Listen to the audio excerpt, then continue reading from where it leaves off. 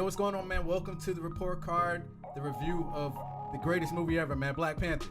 Dang, did he? Ambitious Ace. How you feel about it, man? Masterpiece, man. I'm just gonna say it right now. Yo, this movie, man, it hit everywhere, man. What did you think about it? Yo, like, for one, I've never wanted to watch a movie again since, like, Superbad. All right. It's been that long where I actually care to watch something again. Right. I actually want to, and it's been probably even longer, probably like Coming to America, where I actually watched and listened to the director's commentary. Right. I actually want to hear the director's commentary. I want to hear the cast commentary. If they got like 6 different versions, I'm watching all 6 versions when this joint comes out. Right. I want the shit in my hands right now, and I'm going to go see it again. Yeah, man. I want to see it in IMAX, man, because one of the things I took away from this movie is just how beautiful it was, how beautiful it was shot, how every detail was paid attention to. Ryan Coogler outdone himself, man. Yeah, man. Ryan Coogler, fucking costume Ludwig, designer, Ludwig. Yeah, his score was amazing. Yeah, the like, costume really. designer was on point. I don't even remember what her name is. Yeah, we might have to put it on the bottom. But man. she outdid herself. Her. Yeah, man. You need to start a clothing line with that. Word for real. I'm down. Yeah. I'm trying to and aside from that, though, man, Chadwick Boseman, man, how did you feel about his performance? Yo, we got the introduction through him in Civil War, and he blew me away in that. But this one, it kind of got more personal. After the death of his father, it was really good to see how he dealt with that, but also how he dealt with being, the king and everything like that. And I felt that he handled it in a manner that was believable. He looked up to his father a lot. You could tell from that during the scene from Civil War and everything about that. And I felt like it translated to this film pretty well because, he wanted to be like his father. But, with that comes with a lot of toll, a lot of responsibility and everything. And even though he was confident in his abilities, you can still see that he wasn't sure if he could be, king of Wakanda. So I thought he delivered that emotion very well throughout the film. Yeah, I think Chadwick did his thing, man. Like, he killed it. He said in real life that he didn't want to do the role without the guy that played his father in the movie in some way, shape, or form. Wow. He felt like it needed to have some type of closure on that aspect. Right. And then when he heard about the whole astro plane thing and he found out he was going to see him through that, he was like, oh, okay, cool. But yeah, he did his thing. I love the way he acted. He acted regal. He wasn't overly tough. He didn't need to be. He was quiet, calm, composed all the time. When Killmonger came to challenge him, he didn't back down because he knew what had been done to him was wrong. So he stepped up and he still accepted the challenge. Right. Like, that was just straight, like, leadership aspects right there, because everybody in the room's telling him don't take up the fight. And he's just like, no, I have to do this. Yeah. And how did you feel about Michael B. Jordan, man? Man, he stole the show to me, man, because before the movie came out, we were getting all the reports that he was the best villain and this and that. And I'm just like, okay, let's see what's going to happen. But what came off to me, what made me surprised was just how much humanity his character had. It wasn't just, I'm a villain and I'm going to tear everything up. He had real purpose. And, I felt like he can translate to the audience really well. And that's what I loved about the dynamic between him and T'Challa. It was the fact that, he was the bad guy, but T'Challa understood why he was this way. And he didn't question it. He just knew that, he had to handle it. And I think it's really great when a film can do that with the protagonist and antagonist. Have something that doesn't just give them a reason to fight, but also give them a reason to ask why they're fighting. And I think, T'Challa was fighting for Wakanda. And not only was Killmonger fighting for himself and his father, but he was really fighting for all the people in the world. Because, Wakanda's been in this safe zone where, they haven't been touched and they just been watching everything going on. And, part of his vengeance was to, get revenge for his father, but as well, let them know that, there's been things going on in the world. Y'all can't stay in y'all's little safe zone. And I think that can speak volumes to a lot of different situations, like, with black people. You might get way up here on the ladder. Don't forget about where you came from. Don't forget about what people you left behind. Give back somehow. Don't just, get up there and forget everybody at the bottom. So I just love that dynamic. I loved everything about Killmonger from the first moment you see him standing in front of the damn case of the Egyptian artifacts.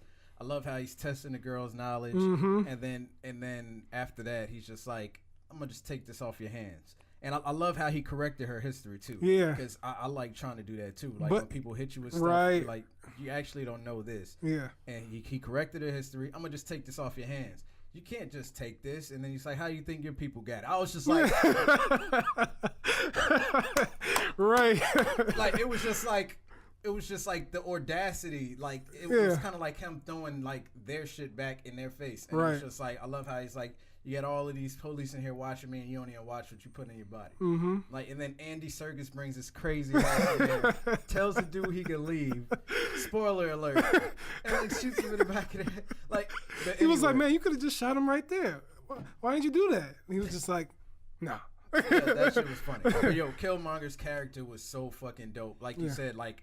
Well, T'Challa did question it because he questioned his dad. Right, like, right. Why didn't you bring but him when back he found, to the but when he village? found out the reason why what happened, he couldn't question his motivations. Then when he found out that he was just left alone, they didn't take him back after they killed his father.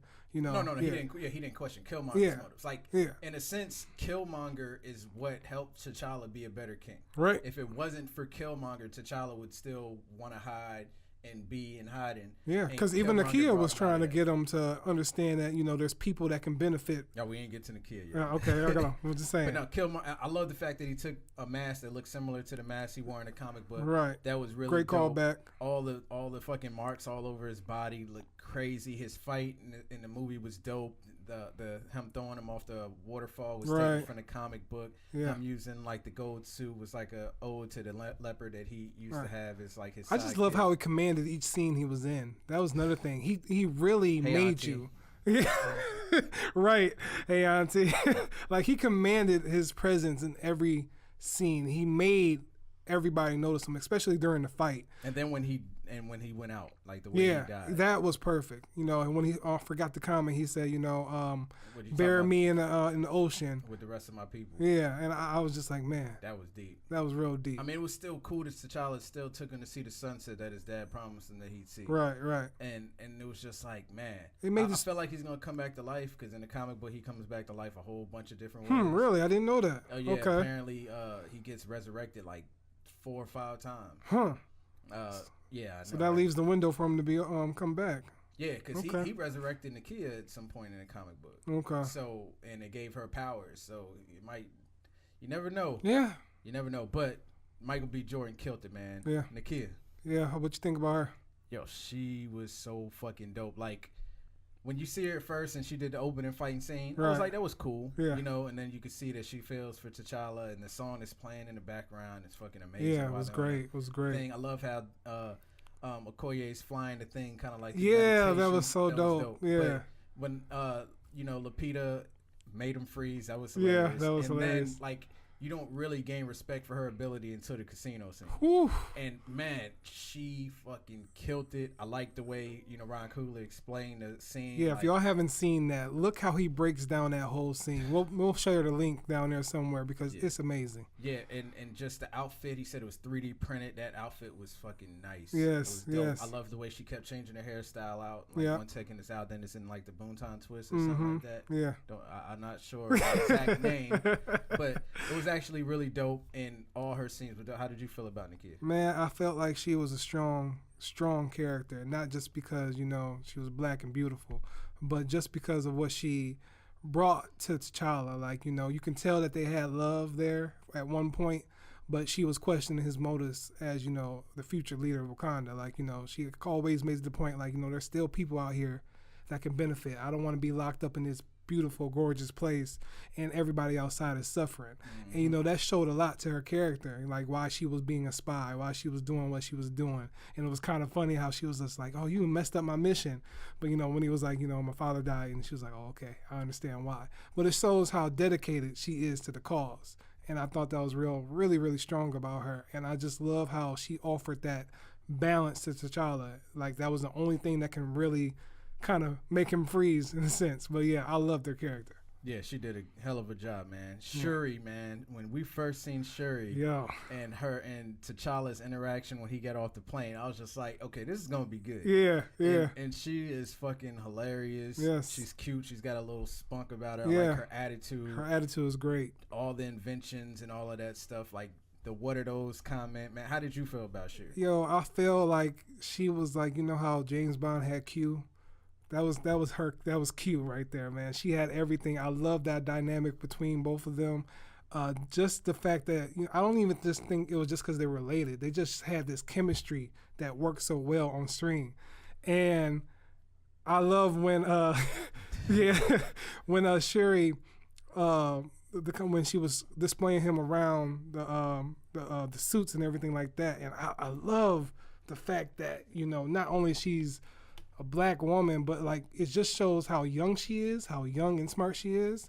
And I think that's another layer that audiences would love, that, even though you could be young and like I remember watching her actually interview she had on Good Morning America. She was just like, kids at school may be calling you a geek because you're young and you like to do this and you may be a teacher's pet. And she was like, she felt like people seeing her character would respect a young woman like herself to actually be excited about what she's doing, to take the joy and pride about in something that she's doing. And I just love how that translated well to the film, because you could see how, she thought everything was just so cool. Like you said, when she was about to get in the car, and she was just like, cool. And that was just so cool. And it brought another layer of not just comedy, but just another layer of personality to the film, because, Wakanda, like the feeling of Wakanda was so, prideful, so proud of what you're being, but, also have fun and everything. I just thought, I love that layer of the film that it added. Yeah, Shuri was the shit. Yeah. Okoye, man, probably the biggest shot. Surprise, man. Already a fan of her with her role with Michonne, but this role just took it to another level. Like, oh my goodness. When she broke off the fight in the casino, man, and, the whole wig comments and everything like that, and when she threw the wig, I was just like, yo, okay, it's about to get real. But I love her commanding presence and correct me if I'm wrong, is it Dora Mie? No. Dora Mie, how you say it? I always forget it. Dora Milaje. Is that what it is? Okay. Is that how you say it? Thumbs up, thumbs down? It's somewhere along that. Please don't get us wrong. But I love the whole concept of the women bodyguards and everything, because they're strong, and I just love the whole design. And like you said, the costume designer just outdid herself with everything. But I just love their commanding presence in the whole film. I mean, from the beginning of the film, we get the commanding presence when they go into the apartment. That right there, when they just showed up in the darkness and was like, prove your Wakandan roots or whatever, and they had to do the whole lip thing. I thought that was pretty cool. But yeah, she commanded every scene in the film, man. Dora Milaje. That's what it is? Okay. She commanded every scene. I remember one that stuck out to me the most was after they assumed T'Challa was dead, and the kid was trying to get her to come, and she was like, no, I have to serve the king. Even though I don't like him, I have to serve my country. And that just shows how much she loved her country, how much she wanted to do everything she could have. Hell, even when she basically confronted her lover and she was like, you would strike me down? She was like, right. for Wakanda without a second thought. Yeah. I just loved it, man. When in the whole part with, what's his name? Did she speak English? Wherever Ross, does she speak English when she wants to? When she wants to. Yeah. And that whole dynamic. That whole said if he keeps something. Yeah, I like that whole dynamic, because T'Challa was really there to calm her down every moment, like, chill, it's okay. And she was like, but they said that Americans. in the comics that the Dora Milaje would actually speak to him in their own language so that nobody else. So, okay. And it's apparently a different language from what everybody else in Wakanda spoke. Okay. It was just like so that him and his bodyguards could pretty much have a relationship, because apparently they're all kind of like in the comic books, like they're all like soon to be wives. Oh, okay. So it's like so that he can have an intimate conversation with them without anybody else understand what the hell's going on. That's what's up. So while they're on missions too, they can do the same thing, which I thought was actually really cool. So how'd you feel about Ulysses Claw? Yo, he did his thing for the limited screen time he had, man. Like the Make It Rain comment, singing What Is Love had us in a movie theater laughing. Yeah. Like just how much fun he was having shooting out of the back of the car. Right. And even after he got caught, he still seemed like he was having a good time. and like they picked his chair up, and he's like, "Woo, Yeah. woo." Like, yo, this dude is off the wall, man. Right, How did you feel about it? I thought he was great, man. It completely showed an extended dynamic from what we got introduced in Age of Ultron. I did not know he was going to be this crazy, this funny, and everything like that. But I thought it was pretty cool dynamic he had, you know, with Michael B. Jordan and everybody else. I thought it was really cool. Wakabi and M'Baku. Yeah. How did you feel about them? I thought they were great, man. Wakabi, you know, how you say his last name, Daniel Kaluuya? Yeah. Yeah, I thought he commanded each scene. I didn't know he was going to get this much screen time. I didn't look to see how extended his role was going to be when they announced him on the film. But I thought he did great in every role. I love how... I like when he was wrapped up in a robe doing the Yeah, he was so cool with it, too. But, yeah, man, I loved everything about him. I thought, you know, at first I thought it was a little bit forced that he sided with Killmonger so easily, but I could understand why. But I was really surprised because, you know, of his relationship with, how you say it again? T'Challa? No, Okoye. Okoye, yeah. I was just a little shocked, like, damn, are you not worried about what she's going to do to you if you do this?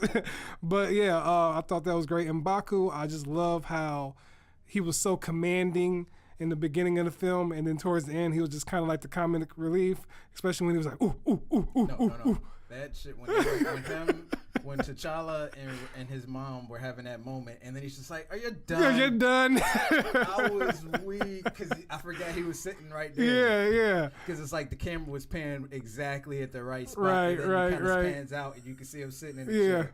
And I was just like, "Yo." He was like, you know, I'm gonna feed you to my children. Oh, don't worry, we're vegetarians. No, but it was hilarious because it was just the fact that he was doing it when Ross was talking. Yeah. Like, one of the only white dudes there. And then kind of like, you don't speak here. I'll feed you to my people. I'm just playing. We're vegetarian. And they was just cracking up about it. It was just so cool. But I loved it, man. Like, just all the characters in this film was just so great. How did you feel? Zuri and Ramonda, man. How did you feel about them?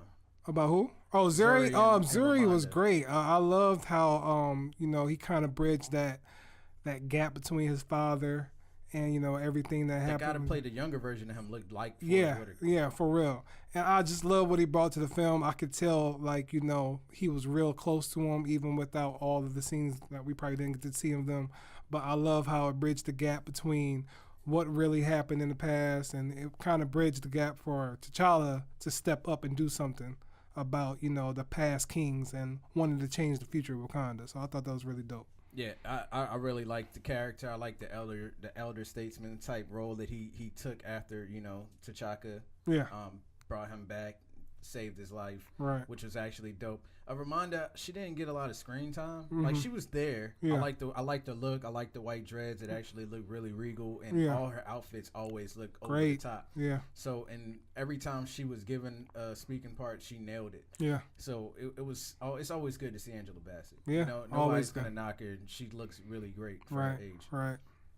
And then, how did you feel about the whole aspect of them making sure they kept some of the African spiritual, well, actually a lot of the African spirituality throughout the movie, whether it be M'Baku wearing the ape mask, because, like, you know, they believed in the ape god, and then, like, everybody, and then the whole aspect of them worrying about and what their ancestors think and being able to be in touch with their ancestors, because that's big in, like, African culture. How did you feel about that? I thought that was a great touch. Not only was it, like, respectful, but it gave a lot of weight to the story and the background of Black Panther, because when you think about the MCU as a whole and each character in the universe, you haven't went really deep, like, with a character like we have as far as any other films go.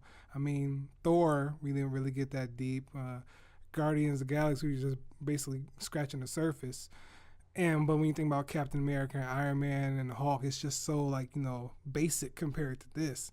And it gives it a whole bunch of lore to go off of for future films. And it's like, I'm, like, you know, excited for more of the Black Panther, not just because of Black Panther, but just because of everything that you see in it. And it's just like so many things can be taken off from this story. It's just amazing. Yeah, man. I love the whole astro plane. I like the way it looked. Yeah. It's got a purple and blue look to it. It seems really regal. Mm-hmm. The panther sitting in the tree was really dope. Yeah. And then it just jumped down and turned into his dad. I was just like, yo. That's so dope, and you know the other Panthers are his other ancestors. And I like how they did that for Killmonger as well. You know, well, there was actually a theory about that. They were saying that like the reason why when Killmonger went into the astral plane, he went back to his apartment is because since his father wasn't actually buried correctly, he didn't actually get to ascend. It makes sense to the astral plane, right, and be with the rest of his ancestors because his dad left his body there because he was trying to hide the whole thing, right? And that probably fueled Killmonger even more, which was even more deeper. And other things that I want to point out is I love how they had the Public Enemy poster in the background and then the Huey P. Newton poster in the background because it showed you how his father had changed from being like, we need to just go out there and make sure no harm is coming back to Wakanda to saying, no, we need to help everybody. Yeah. And like, that was mad deep. Right. And I love that part. And man, this is like my favorite movie. Yeah. And shout out to everybody that's done, you know, a black superhero movie before. Blade, Blade from Wesley Snipes, Hancock from Will Smith, Blank Man from Damon Wayans, Meteor Man, all that from Robert Townsend. Yeah. I mean, I know it's not a superhero movie, but The Last Dragon. I mean, it might as well be, right? I mean, it's accumulation of all those things, man. It's but just like nothing's been this like deep. This, right? Because like what's the name said? I can't remember which actor said it, but I think matter of fact, I think it was Ebro, and he was saying like, never has there been a movie, or Peter Rosenberg, never has there been a movie with black characters imagined from the writing of a black writer and a black director. Right. Normally it doesn't seem 100% authentic. Right. Because, you know, a white writer is writing it what they think. Exactly. Because like all Killmonger's comebacks and stuff, like that's like with the style and flair like of an African American would have the attitude of if they're kind of somewhat angry about something. Right. Like all his responses are, "Hey, auntie." Yeah. What's up, little cousin? Like his. Right. Yeah. And it helps a lot too with the director being from Oakland and how everything was tied back like to the Oakland and everything like that. It just feels like it's so grounded and so rooted, and that's what makes the experience so much richer. And it's just like, you know, it ain't just because it's black this and black that, but it just feels really authentic. I mean, it's a superhero film by all means, but at the same time, it's just the accumulation of everything of black excellence for real, man. It's just so great. Yeah, man, and shout out to all the actors, man. Chadwick Boseman, man, Lupita Nyong'o, I think that's how you say it. Nyong'o. Donnie Guerrero. Yep. Letitia Wright. Everybody, man. Walton Duke. Forrest Whitaker, Angela Bassett. Everybody. Yeah, everybody killed it, man. Like, it's such an amazing movie. Can't really say much bad about it at all. You said you had one thing bad to say? Well, you know, just some things about the green screens and stuff like that. I could tell. Screens? Blue, green, whatever, you know. I mean, I would say that was the only negative aspect. Some scenes you could tell, like, oh, this is for real green screen. They could have cleaned it up a little bit better here and there. But for the most part, the art and design of the film was immaculate, man. Yo, you've never seen anything You've never like seen nothing like it. It's truly amazing. And I mean, Wakanda itself, just from the opening minutes of the film when they're going, he's like, this never gets old. Man, that would never get old. Just seeing that transition of going to Wakanda, just right there, was just so amazing. Yeah, man, it's an amazing movie, man. I'm gonna go see it again. I'm buying it. So, what's your grade? Movie. It's A+, and it's like one of the best movies I've ever seen in my life. Yeah, like, A+. Dead ass serious. Like most movies you'll see and they'll be good, but this movie you'll feel it. So, do you feel like this film is going to change the landscape of future Marvel films? I mean, I know it's directly going to impact Avengers, but it is, because apparently the next phase is going to have a lot of women movies involved. Yeah, I was reading about that too. And so it's going to change because it's Hollywood gets a chance to see that, you know, African American movies can transcend American borders. If you give them a big budget, they can actually turn around and put out a big, really good movie. And I think this is the biggest budget ever allowed for a black director. Yeah. Yeah. And then not just that. I mean, you see, as soon as all of the pre-order numbers started coming in, Netflix, when it picked up the show about the black mother raising. And you know, that's actually it's a comic book. No, not only that, but that's Michael B. Jordan's production company is handling that film. Word? Well, yeah, I forgot what it's called, Raising something. Raising Isaiah. No, it's not Raising Isaiah, but it's his son's name. Is basically about a single mother because her husband died, and then she's trying to raise a superhero. Yeah. And Netflix picked that up, and like a couple other networks also picked up black shows. Black Yeah. Lightning is doing well. Mm-hmm. So it's just like you're starting to see the Shy's doing really well. Power's been doing well. Mm-hmm. 50 got his money. He's about to do a superhero movie. So Yep. I just feel like we're gonna see a lot more diversity. It's a staple, and it's to say that it can be done, and it will be done. And not just that, I feel like Black Panther, because like I said last time, like white people love black culture, but they don't necessarily love black people. I feel like Black Panther might be able to help bring them closer to that whole concept. Yeah. So man, anything else? And I could talk forever, but there's no reason to make this 30 minutes. Are we at 30 minutes? We're probably close to that. Yeah. Yeah. All right, man. Yo, go see the damn movie. Buy all the memorabilia you can. Everything. I don't even eat popcorn when I go to movies, but I bought the thing just so I can have it, man. Yeah. Damn, Okoye fucking killed that movie. Man. Yo, man, make sure you hit us up on Twitter at TRC Podcast. Let us know how you felt about the movie, man. What is your favorite movie character? Write it down in the comments. We'll respond back to you. Just let us know what do you think is going to happen in the sequel. How did you feel about this movie? How did you feel about everybody's character? And did you want Nakia to turn bad? Look, do you want her to go villain? I want to know which one of y'all don't think this movie was a masterpiece. Come at us for real, because I just want you to say something. I don't even want that nigga. No, I want it, so because I see some people just saying like, "Oh, this movie wasn't the greatest." Like, what was not great about it? Please tell me that. They just want to be that person. Well, you know what? Be that person. No, that person that goes against what everybody else is. They just want to be that person. Well, currently what this film is holding a 97%. I mean, what would Sherry say? Oh. Yeah, that's what Sherry basically, would say, right? yeah. All right, that's all you need. We need to get a little gif of that and just post that right there. Yeah, man. Yeah. All right. On that note, man. Oh. Wakanda out. Peace. Wakanda forever.